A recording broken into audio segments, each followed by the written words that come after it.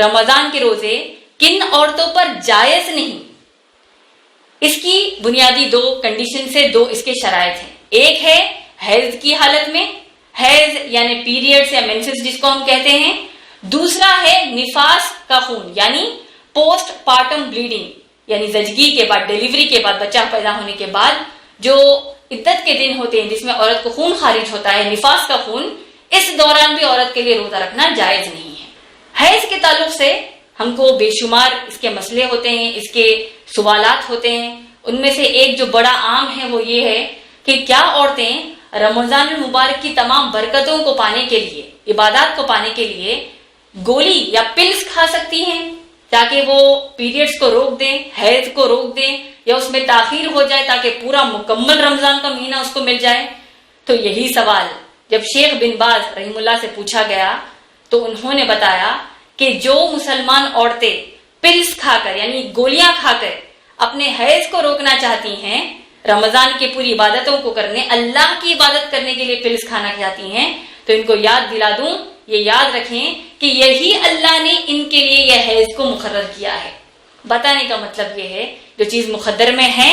اور اللہ ہی نے ہم کو روزوں کی چھوٹ دی ہے تو ہم کو اس میں کوئی بھی عمل دخل نہیں کرنا چاہیے. اور اس کے ساتھ ساتھ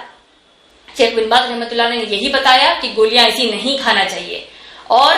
یہ بھی بات اس فتوے میں بتائی گئی ہے کہ اس سے بے شمار عورت کو جسمانی طور پر، اس کے صحت پر اس کا برا اثر پڑتا ہے. اور اسی طریقے سے ٹائمز آف انڈیا کی ایک رپورٹ جو 13 فروری 2020 کا آن لائن ایڈیشن کے مطابق یہی بتایا گیا ہے کہ پلز کھانے کی وجہ سے، گولیاں کھانے کی وجہ سے اگر کوئی عورت پیریڈز کو روکتی ہے تو اس سے اس کے مستقبل میں، اس کے فیوچر میں اس کی جان، خاص طور پر اس کی بچے دانی یعنی اس کی یوٹرس پر اس کا بڑا گہرا اثر پڑتا ہے، نقصان ہوتا ہے، اور آنے والے دنوں میں اس کو بہت زیادہ حیض کے مسائل پیش آ سکتے ہیں.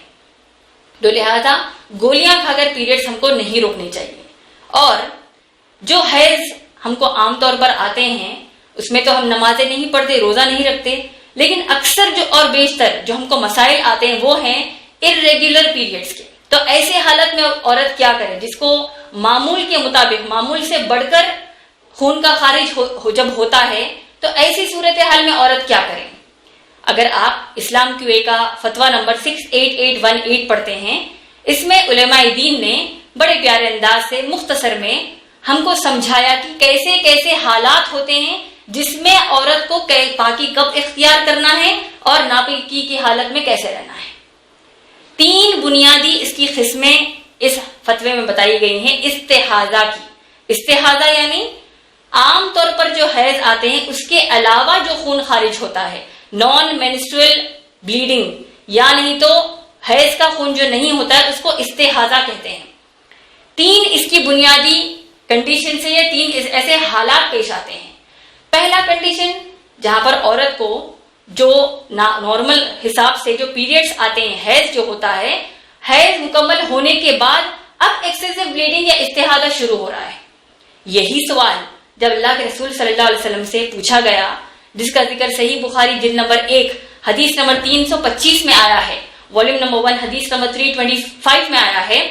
اللہ کے رسول صلی اللہ علیہ وسلم کے پاس ایک صحابیہ آئیں جن کا نام فاطمہ بنت ابی حبیش رضی اللہ تعالی عنہا ہے. انہوں نے کہا، یا رسول اللہ صلی اللہ علیہ وسلم انی استحاض فلا اطہر. اللہ کے رسول صلی اللہ علیہ وسلم مجھے استحاضہ ہو رہا ہے اور میں پاک ہی نہیں ہو رہی ہوں، تو کیا میں نمازیں نہ پڑھوں؟ اللہ کے رسول صلی اللہ علیہ وسلم نے فرمایا، لا، نہیں، بلکہ یہ جو خون حیض کے بعد آ رہا ہے یہ رگ کا خون ہے. یعنی جس طرح وین یعنی رگ میں سے جو خون نکلتا ہے اگر کسی زخم آنے پر، اس طریقے کا خون ہے جو تم کو خارج ہو رہا ہے. تو لہذا عام طور پر جتنے دن تم کو حیض آتے ہیں اتنے دن نمازیں نہ پڑھو، روزے نہ رکھو، اس کے بعد غسل لے لو. اب اس کے بعد استحاضہ کا خون جب آ رہا ہے اس وقت تم غسل لے کر اپنی عبادتیں کر سکتی ہو، نمازیں پڑھ سکتی ہو، روزے رکھ سکتی ہو. تو یہ پہلی کنڈیشن ہوگی. دوسرا ایک مسئلہ جو آتا ہے وہ ہے کہ شروع سے ہی استحاضہ ہو رہا ہے، یعنی عام طور پر جو حیض آتے ہیں وہ نہیں آئے، بس استحاضہ ہو رہا ہے، ایکسیسو بلیڈنگ ہی ہو رہی ہے، irregular پیریڈز ہو رہے ہیں. یہی مسئلہ جب اللہ کے رسول صلی اللہ علیہ وسلم کے پاس جب پیش آیا، صحابیہ نے آ کر پوچھا. دوسری حدیث میں آتا ہے سنن النسائی اللہ کے رسول صلی اللہ علیہ وسلم نے فرمایا کہ ایسا جب ہوتا ہے تو تم خون کی شناخت کرو، یعنی معلوم کرو کہ خون کیسا ہے، اگر گاڑے رنگ کا ہے، ڈارک ہے، چگٹ ہے یا نہیں، تو بدبودار ہے جیسے کہ حیض کا خون ہوتا ہے، تو اب حیض کے شرائط عمل میں آ جائیں گے، یعنی روزہ نہیں رکھیں گے، نماز نہیں پڑھیں گے۔ لیکن اگر ایسا خون ہے جو حیض کے خون کی طرح نہ ہو، رگ کے خون کی طرح ہو، تو پھر غسل لے کر نمازیں پڑھیں گے اور روزہ رکھیں گے۔ یہ دوسرا ایک کنڈیشن ہو گیا۔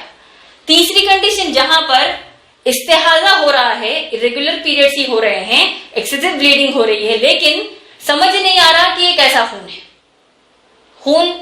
کا کچھ مزاج سمجھ نہیں آ رہا ہے، اور یہ حیض کا خون بھی نہیں ہے، تو اللہ کے رسول صلی اللہ علیہ وسلم نے کیا فرمایا؟ حمنہ بنت جہش رضی اللہ تعالیٰ عنہا سے کہا کہ یہ تمہارے اور تمہارے اللہ کے بیچ کی بات، یعنی اب یہ عورت کو ڈیسائیڈ کرنا ہے، اور کیا کرنا ہے؟ جتنے دن عام طور پر حیض آتے ہیں اتنے دن کو تم گن لو، اور اتنے دن تم نمازیں نہ پڑھو، روزہ نہ رکھو، پھر جب یہ دن مکمل ہو جائیں تو اب تم غسل لے کر اپنی عبادتیں شروع کر لو۔ تو یہ تین بنیادی جو کنڈیشنز ہوتے ہیں استحاضہ کے، یہ ہم کو علماء دین نے بتایا ہے۔ اس کے علاوہ ایک اور مسئلہ جو آتا ہے حیض کے متعلق، جہاں پر ہم عورتیں تعجب میں پڑ جاتی ہیں، الجھن میں پڑ جاتی ہیں کہ کب روزے رکھیں، کب نمازیں پڑھیں، وہ ہے براؤن ڈسچارج یا سپاٹنگ کا مسئلہ۔ اس کے تعلق سے جب شیخ بن باز رحمۃ اللہ علیہ سے پوچھا گیا کہ کسی بہن نے پوچھا کہ ان کو حیض آنے سے 5 دن پہلے براؤن ڈسچارج ہو رہا ہے یا سپاٹنگ ہو رہی ہے، تو وہ کیا کرے، یا وہ دن بھی وہ ناپاک ہے یا پھر وہ پاکی اختیار کر لیں؟ شیخ بن باز رحمۃ اللہ علیہ نے آسان اس کا مسئلے کا حل بتایا، وہ یہ ہے کہ اگر یہ براؤن ڈسچارج یا یہ سپاٹنگ حیض کے خون سے علیحدہ ہے، یعنی الگ اوقات میں آ رہے ہیں، سیپریٹ ہے، کچھ عرصہ ہی صحیح لیکن جا رہا ہے دونوں کے بیچ، تو پھر یہ حیض نہیں ہے، تو لہٰذا آپ کو نمازیں پڑھنی ہے، روزہ رکھنا ہے۔ لیکن اگر براؤن ڈسچارج ہو یا سپاٹنگ ہو، پیریڈ سے پہلے ہو یا پیریڈز کے بعد ہو، دونوں بھی صورتوں میں اگر یہ حیض کے خون کے ساتھ ساتھ ہیں، یعنی علیحدگی ان کے اندر نہیں ہے، ایک کے بعد ایک ہو رہا ہے، تو پھر یہ حیض ہی ہے، اور عورت کو چاہیے کہ وہ اس وقت نمازیں نہ پڑھے۔ تو یہ تھا بنیادی طور پر حیض کے بنیادی جو ہم کو سوالات آتے ہیں، اس کے اوپر بنیادی میں نے ماشاءاللہ معلومات آپ سب کو فراہم کی ہے۔ اب نفاس کا جو مسئلہ ہے، جس میں روزہ رکھنا عورت کے لیے جائز نہیں ہے، نفاس یعنی پوسٹ پارٹم بلیڈنگ، زچگی کے بعد جو عدت کے دن ہوتے ہیں، اس کے اوپر کئی ہماری بہنوں کو یہ غلط فہمی ہے کہ عورت بچہ پیدا ہونے کے بعد، زچگی کے بعد 40 دن تک ناپاک ہوتی ہے، جبکہ آپ غور کریں گے قرآن حدیث کی روشنی میں 40 دن اپر لمٹ ہے۔